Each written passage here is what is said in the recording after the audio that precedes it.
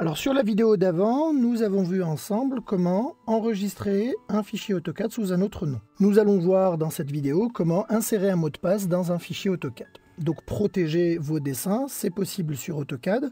Sachez qu'évidemment, il ne faut pas perdre le mot de passe, sinon votre dessin devient inexploitable. Donc là, en l'occurrence, le fichier qu'on a appelé test video to brain n'est pas protégé. C'est-à-dire que si je le referme, que je demande à le réouvrir, que je vais dans ma liste et que je cherche test video to brain, je fais ouvrir, le fichier s'ouvre sans aucun souci. Alors je vais aller dans enregistrer sous, lui donner le même nom, c'est-à-dire aller le chercher, recliquer dessus pour être sûr qu'on est bien sur le même nom.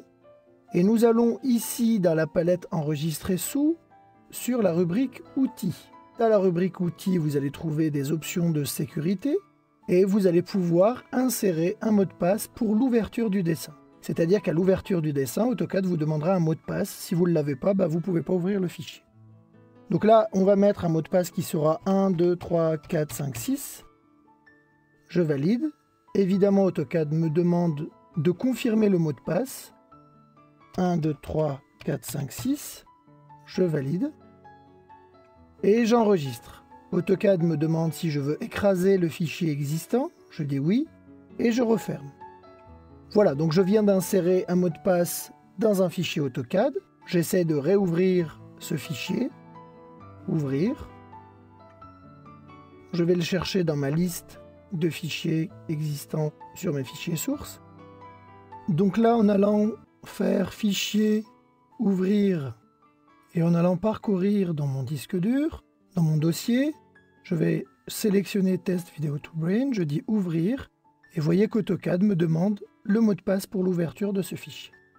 Alors là, je vais taper n'importe quoi, je dis OK, et vous voyez que le mot de passe est incorrect. Il me demande de recommencer.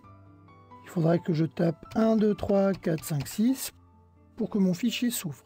Sachez aussi que ce fichier-là, donc le fichier qui se trouve ici, on va pouvoir aller extraire ses propriétés. Par exemple, avoir des statistiques, voir qui l'a enregistré pour la dernière fois, des options de sécurité, du détail sur le contenu, etc. etc. OK ? Donc là, effectivement, on peut mettre un certain nombre d'informations. Alors, sachez aussi une chose, c'est que si on va dans les utilitaires de dessin, on va pouvoir aller dans les propriétés de dessin et, par exemple, poser un titre sur ce fichier. On va mettre vidéo to brain. Mettre le nom de l'auteur. On va mettre Yacine Delouab, éventuellement des commentaires, etc.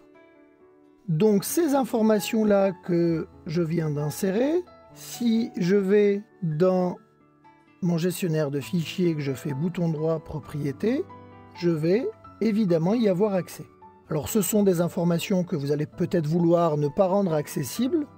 Donc là, une seule chose à faire, lorsque vous allez enregistrer votre document, vous irez là aussi dans les options de sécurité et vous demanderez à ce que les options des propriétés de dessin soient encodées. Donc je dis là aussi OK, enregistrer, remplacer. Et lorsque je vais ouvrir mon explorateur de fichiers, je vais aller sur mon document test video to brain, je vais aller dans ses propriétés et vous voyez qu'on n'a plus accès aux propriétés du document, c'est-à-dire qu'on a accès à des propriétés générales informatiques, mais pas des propriétés sur tout ce qui est spécifique au fichier. Si je prends le fichier plan maison, par exemple, que je fais bouton droit propriété, vous voyez que j'ai accès à un résumé, le titre, l'auteur, etc. Alors, le fait d'avoir codé cette option-là, la désactive carrément des propriétés du document.